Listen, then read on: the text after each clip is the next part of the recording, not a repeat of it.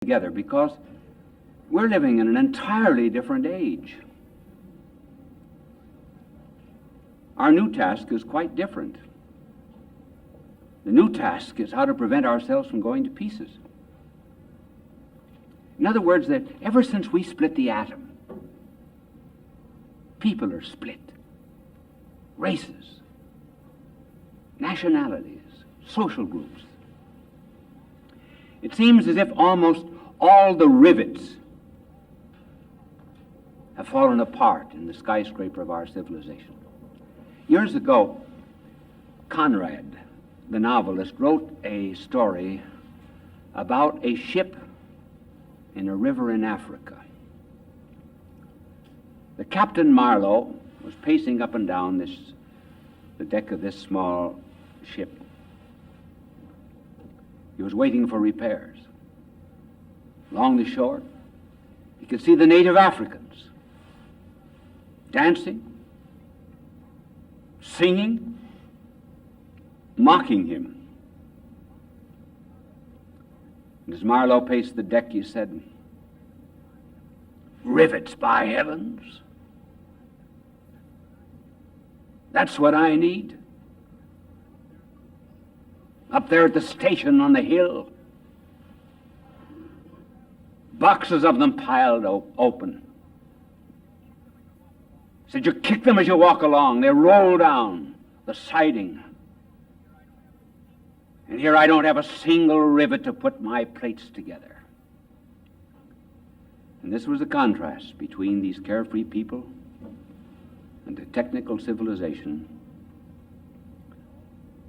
that was all at loss for progress because there were no rivets. Now that's what's making us fall apart. The absence of some unifying principle. Just let me give you now some examples of how we're falling apart. I will take education and literature and maybe philosophy and a few other things. First of all, take education. It used to be centuries ago that there were universities. Now, the word university means something that turns about one thing. And what was that one thing? Well, in the Middle Ages, it was theology. All sciences were, as it were, in relation to that. And later on, it became philosophy.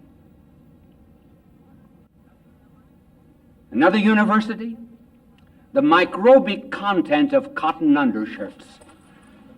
What a wonderful thesis that was. PhD. But I think the prize was one of our well-known Eastern universities, a psychological study of the post-rotational eye movement of squabs. Then take the press, rivets falling apart, and TV, even. Here, for example, on TV, suppose I were a news commentator. I would show you, for example, here is a clip that has just come to us this afternoon from Vietnam. That shows a bomb dropping on one of the cities of Vietnam in which 10,000 people were killed. More details of this horrible massacre will be unfolded to you after this brief announcement. The White Knight will clean your dishes. Think what becomes of us. It means that both are meaningless. When we can shift so quickly from a story of horror and death to this insignificant detail about soap.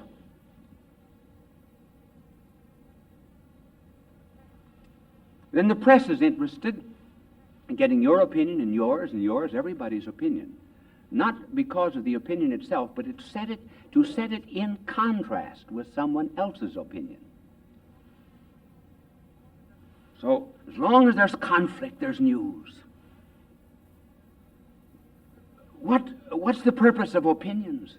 Are we trying to develop a meaning and a philosophy of life? And this has so much affected personalities that today many minds have no unifying pattern of life.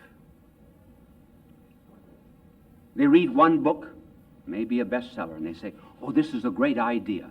And they lay down the railroad tracks on which they will move.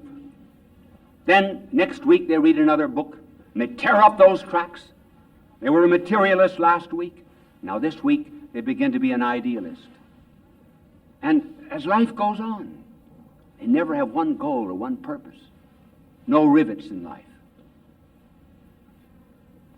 Now this is serious. If this were a class in school, in a university, I would go more into detail. But just let me go through famous writers and thinkers and give you their concept of this rivetless civilization. 200 years ago, de Tocqueville, who wrote a great deal about America and who foresaw America, said Americans are going to be superficial. They'll be interested in the surface of things and will not get down to depths. Then if you take those who have made a study of Grecian democracy, what made it fail, the Middle Ages, what made it fail, our contemporary civilization, you get always the same answer. There was nothing to hold civilization together. For example, Jaeger. Those of you who are in the university probably have read Jaeger. His work on Padaya, which Jaeger shows that the Greek democracy of the pre-Christian times went to pieces just as soon as it lost its gods, its faith, and its myths. Collingwood wrote about the Middle Ages. Collingwood said that the Middle Ages went to pieces just as soon as it lost its faith. Politics and economics, he said, began to be independent of theology and morals and ethics. Philosophy was separated from theology, and the unity of civilization decayed. In our modern times, Reinhold Niebuhr compares our civilization to Babel, in which he says men are confused. Each one is trying to make himself a god, and finally eventually to reach the heavens. And the attempt fails. And Toynbee wrote 10 volumes called A Study of History. And he says that our age is suffering from a schism of soul. That is to say, we've lost all of our unity, and we're like the pyramid builders. What, he said, was Egypt trying to do when it built the pyramids? It was trying to forget the slavery of people. And so upon all of that forced labor was erected this monument to resist decay, and it became the very basis of decay itself. I wonder if going to the moon, $77 billion a year in preparation for war, is not another Babel.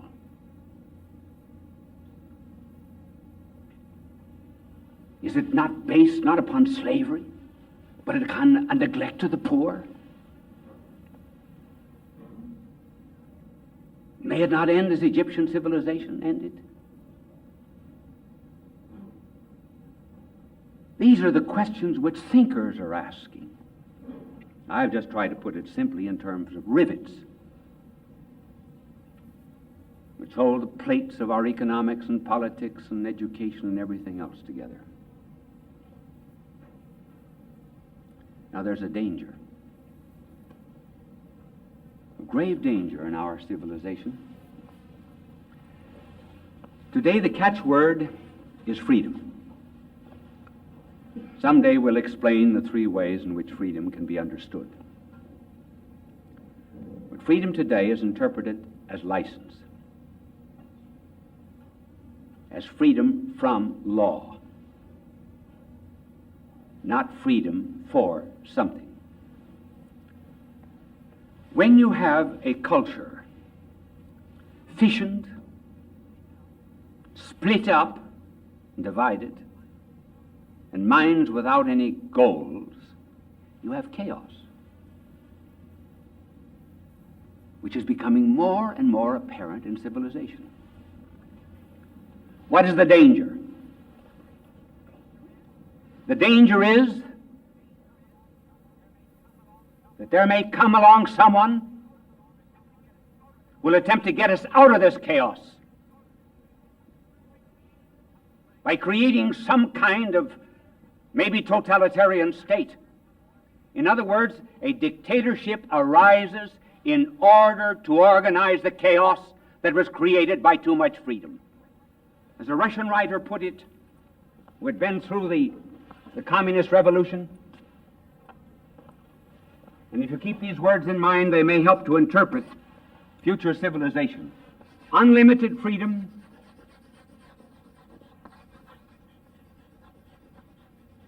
leads to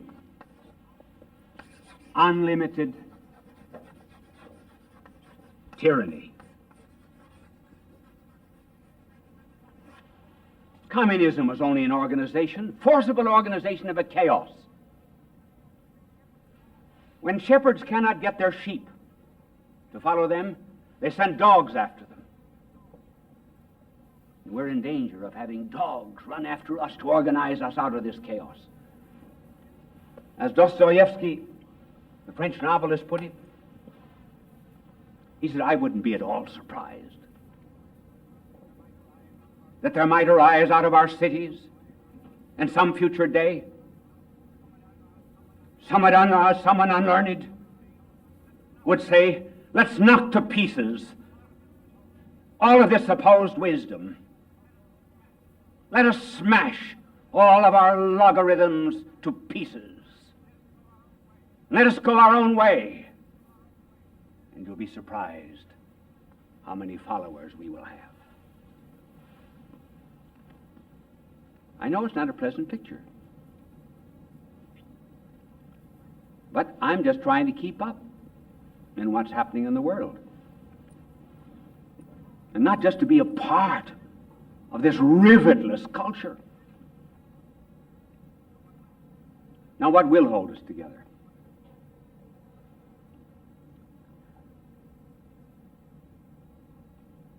Knowledge? No, not knowledge alone. We have indeed eaten of the tree of knowledge, the knowledge of good and evil. We've picked off the fruit, and now we're eating the leaves.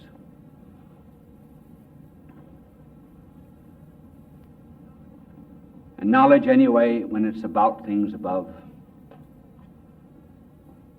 always demands that we break up those noble things to fit our poor intelligences. What can unify civilization?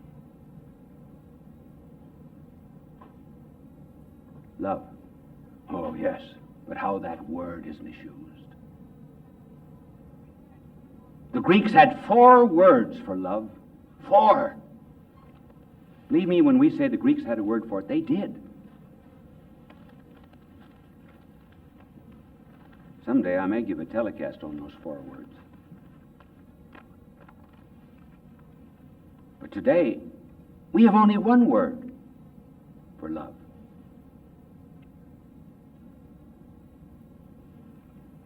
Certainly we can call in an absolutely unprejudiced witness in the novelist Faulkner. Let me read you what he says. In other words, this is not the kind of love that will save us, the kind that he is describing, and which, incidentally, he repudiates.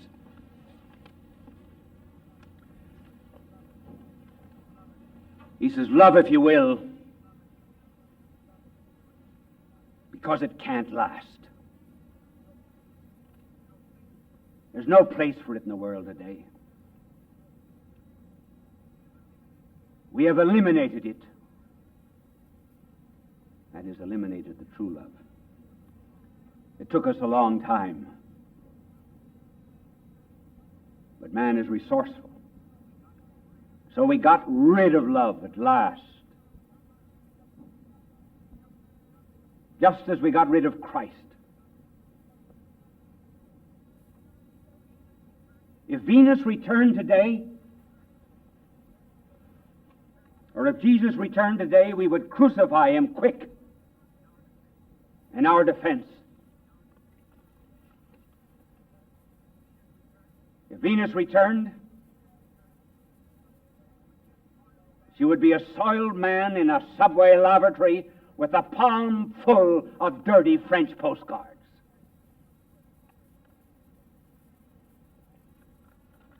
That's what's happened to our concept of love, noble love, as it has degenerated into eroticism. But love is still the answer. What kind of love? What's the rivet that will hold us together? Oh, I forgot to signal my angel. It's not his fault. It's three. We have mysterious winks. I do things like this. You'll always notice them.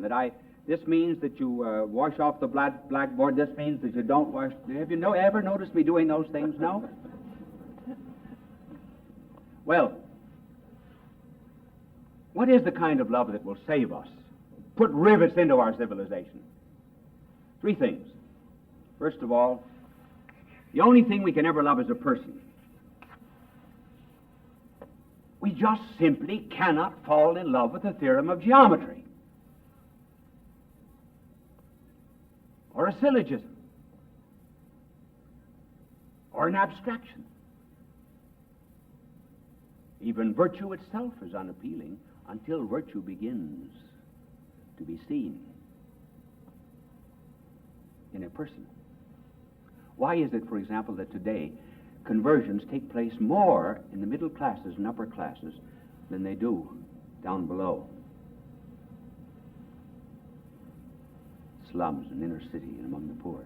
It's because the people in the upper classes can read, they can study, they can make comparisons, they know something about psychology and metaphysics, and they come to a concept of truth. But the people below, they're not doing any reading. The only way they know about it is the way that the people live. And unless they can see that the man of religion there is a little bit different from the rest of them, unless they can see that his love is of an entirely different character than the love that they know, even the best of them, and religion will never make any appeal. Second, love must be a person. Secondly,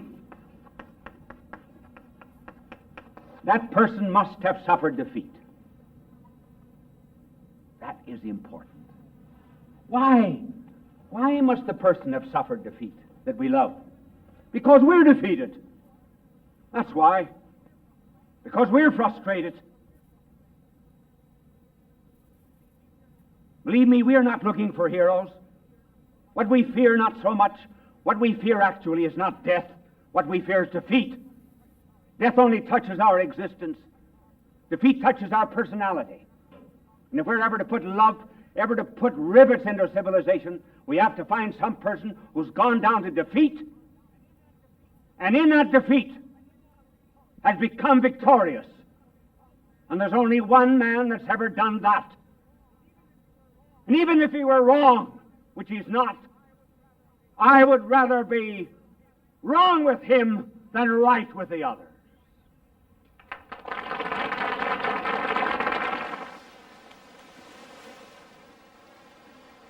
The sea is calm tonight.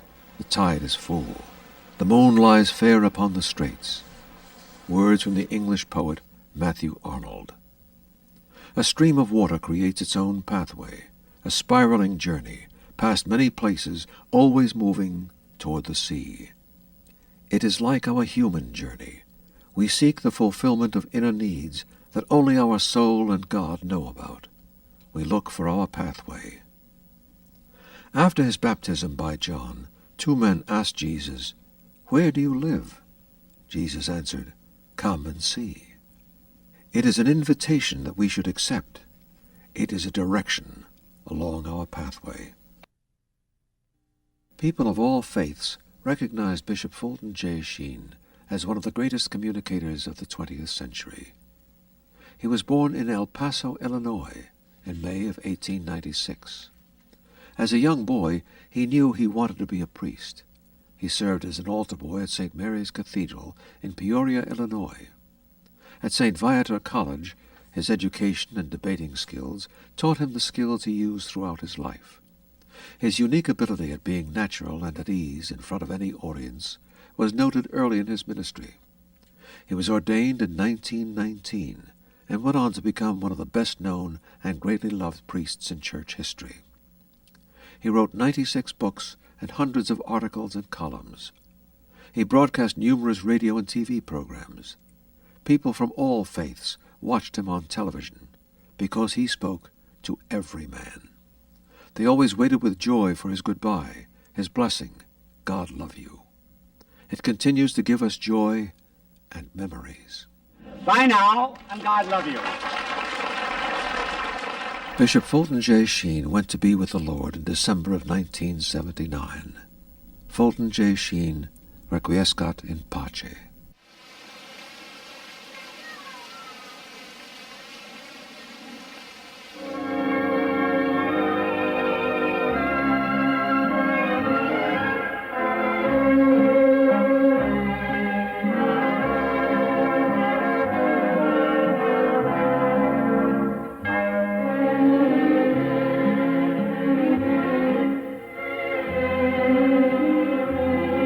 Violence and so forth. Perhaps it's very fitting that we should say something about America's religion. And here we come to an application of the words, physician, heal thyself. In other words, what have you got to say about religion? And here we speak of Christianity in general, not about any particular sect or about the church to which I belong, or the church in a general, but rather the church in a general and vague sort of way. What are the critiques of religion? And what is our moment of truth? Is there any justification for pointing a finger at Christianity as it exists today? Perhaps there is. And the first critique might be this. One, we will refer to the affluence of the church itself, and then we will refer to the laity, and then we'll refer to the doctrine and teaching. So the first will involve bishops, priests, ministers, and the like, lay leaders. First, as regards the bishops and priests and ministers. Has affluence hurt us? Have we grown fat? Does the economic and generous leverage of the pews hurt the prophetic utterance from the pulpit and the altar? Conceivably. Because I believe that there is some kind of a relationship existing between prosperity and the effect of Christianity at any moment. When we are affluent and rich, we are apt to become administrators.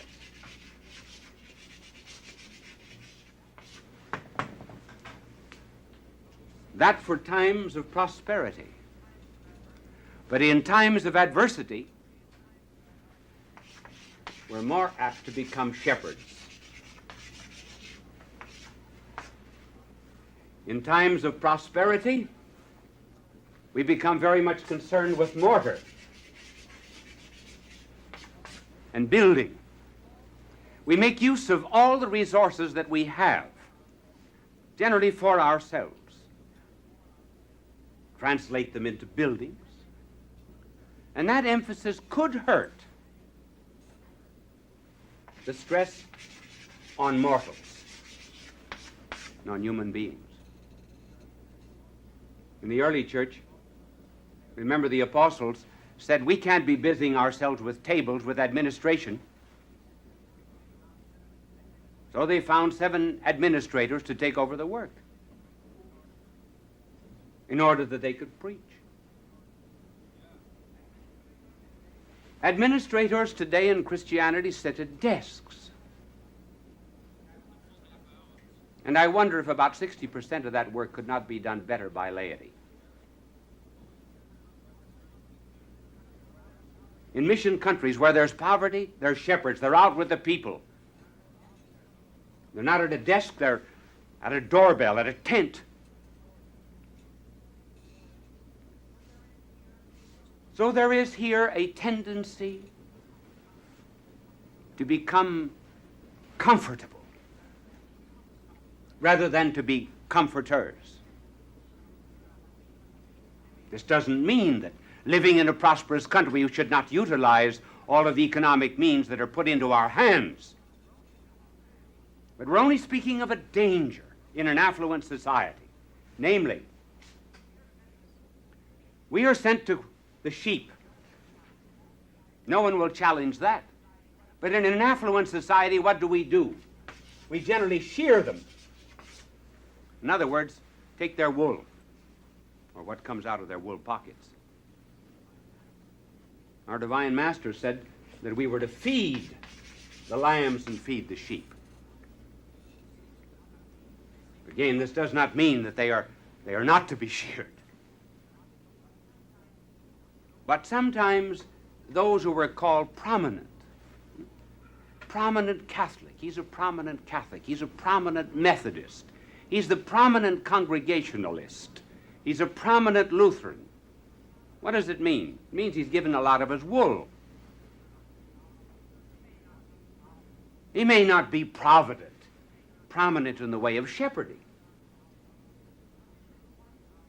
Now, this is one of the critiques that is sometimes urged against Christianity, and after all, with some degree of justice. If we continue this moment of truth, we come to the laity, and we leave the priests and ministers. And what about the laity? Well, I don't know how anxious my angel is to wipe a blackboard in which there is any critique of Christianity. I'm sure the angel is very anxious. But having done the job, we now come to the laity, and we find again another type of critique. There seems to be in the laity a rupture, a division between their religion and life itself. Between the church to which they move on Sunday and the secular life in which they move 6 days of the week. Now, certainly, there is not to be as much time spent in a church as in the secular order. Here we're speaking of the spirit. Let us put it this way. If you sat down at table with 12 people, or rather you watched 12 people at table, 3 of them were professedly Christian. You listened to a conversation that went from politics to economics to youth to the moral life of America. Do you think that you would notice any difference between those who were professedly Christian and those who were a-Christian or non-Christian? Would their judgments be any different? Their sense of values? Would you be able to pick out the 3 and say, here are some who are so imbued with a Christian motivation that it tells in all of their judgments? We cannot always tell. Which brings up the question that is Christianity really making an imprint in the world? Nietzsche, who was anti-Christian, said something that was profoundly worthwhile. He said, "You will never get me to believe in a Redeemer unless you act like someone redeemed."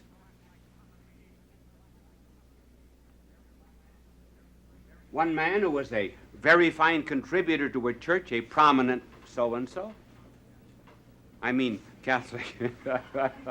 No, not what you think. I mean a prominent Catholic or Presbyterian Congregationalist or something else. That's what I mean by so-and-so. if this prominent so-and-so, he said, if I practiced, he said, what I'm supposed to believe on Sunday, I would be bankrupt in 6 months. Now this divorce between the two is largely contributing to the fact that today Christianity has lost a great deal of its imprint on our social, secular life.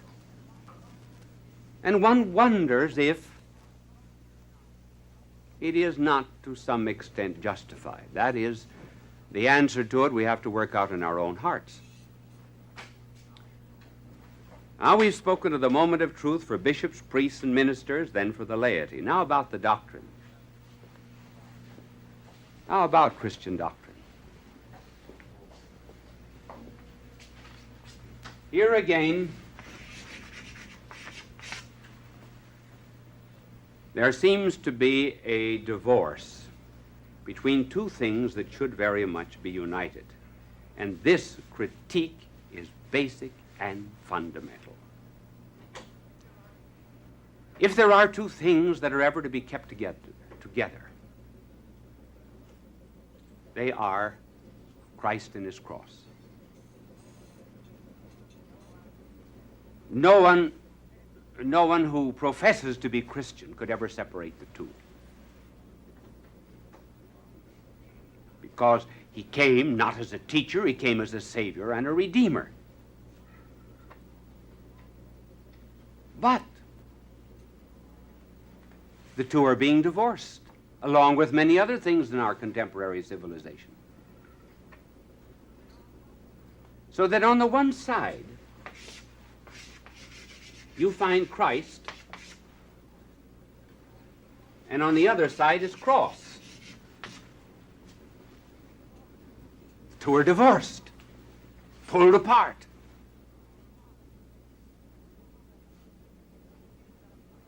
Who picks up Christ?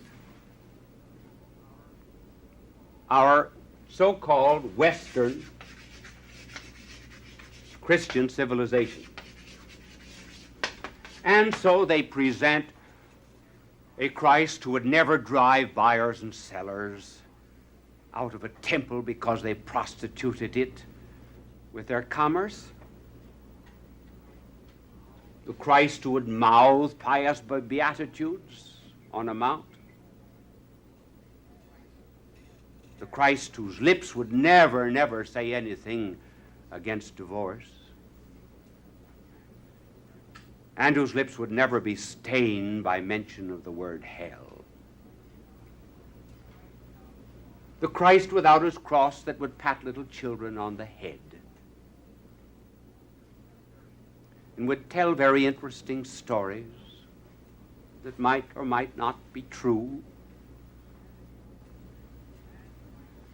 And the Christ who might get into difficulty with civil authorities simply because he was preaching some kind of ethical culture. That's the Christ of much of our Western Christian civilization.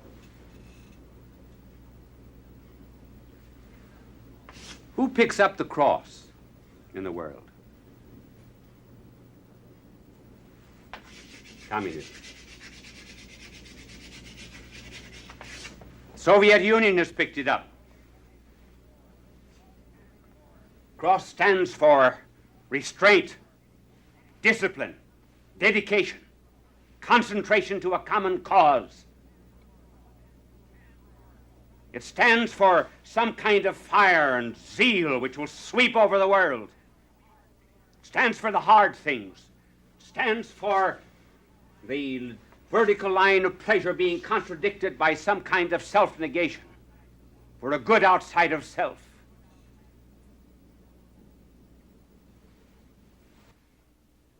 This is the divorce, with what result?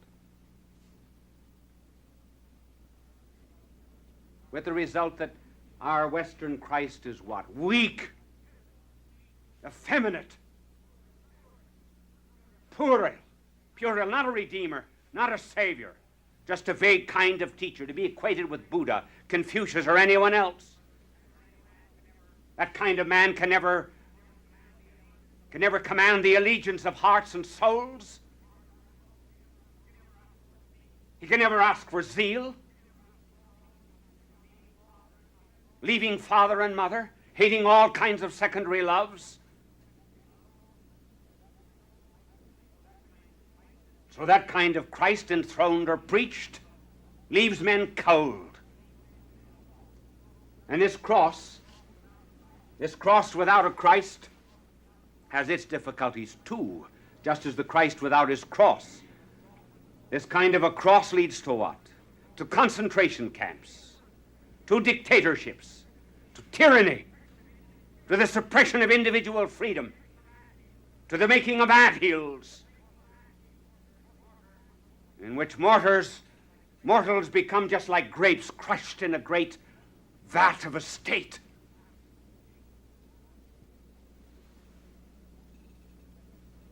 We speak of this division of the Eastern and Western world, that's it.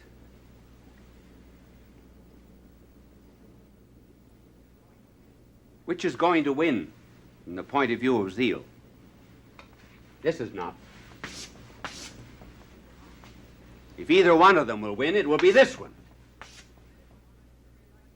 And it's very likely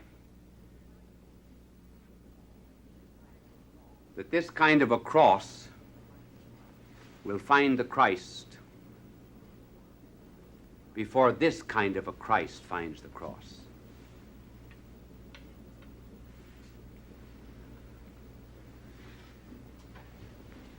And this is a self-analysis of Christianity as it is today that does not evoke much love and sympathy among people. It's just a comfortable kind of moralizing group. It's not a congregation of redeemed sinners. Never gets out into humanity, never becomes its soul. No wonder people are not impelled toward it.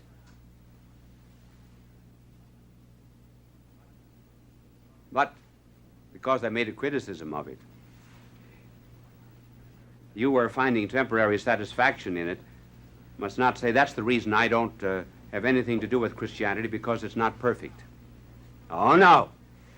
Listen, if it were as perfect as you want it to be, you wouldn't be allowed in it.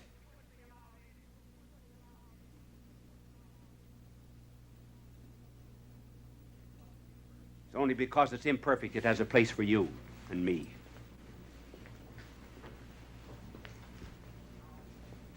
Now, what are we to do to save this kind of Christianity? Well, one thing we have to realize, that any forward movement that will save society is never a movement of masses. Never. It is a movement only of a creative minority.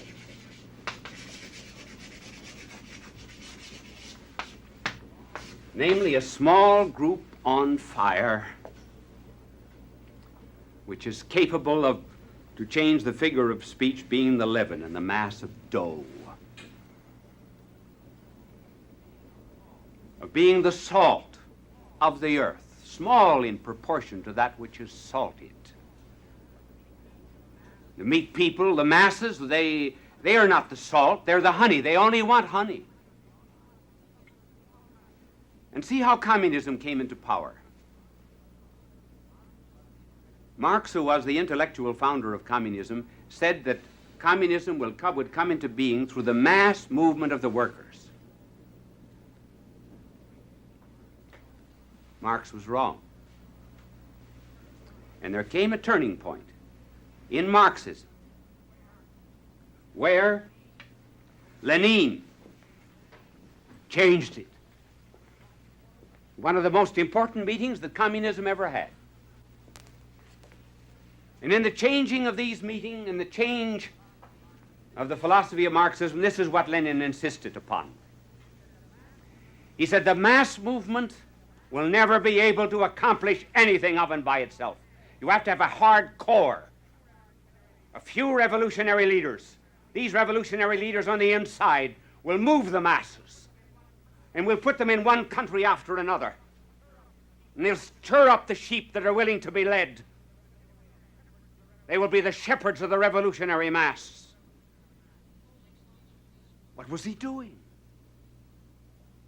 He's doing nothing but stealing the idea of 12 apostles and 70 disciples that were the leaven and the mass and that were sent out to recreate society. This is the first way it will be done. By finding a few leaders, just a few, who will be capable of inspiring others. And another way of revitalizing Christianity will be to do it through youth. Something that we have to realize about modern youth is that puberty today is about 2 or 3 years in advance of what it was 20 years ago. So we have all the problems of biological urge and of nascent eroticism at a time when we had them not before. Now all this biological energy is good. It's divinely implanted. It just needs direction. And youth is looking for some kind of dedication. All of the youth movements of our day, all of the great movements of our day have been youth movements. Nazism, communism, fascism, and the disruption of our own American society has been a youth movement. Juvenile delinquency is a youth movement. It's the energy of young people who have not been given a goal by their elders. With what result? That our youth, a few years ago, well, a decade or two ago, always had its heroes above them. So they were men or women to be imitated. For example, in the old Horatio Alger books. Now, because the elders and schools have not given to them heroes, because we've been debunking heroes, what is youth doing? It has to have someone to follow, so it goes out on a straight line and it follows its own age. Those who happen to be popular for a moment. And they unite themselves with them, almost going through a kind of an erotic experience with them, and squeaks and shoutings and yells. But why? Simply because they've got to have a goal. No longer one above. Society has not given it to them. Education is not. And so they go out on a straight line.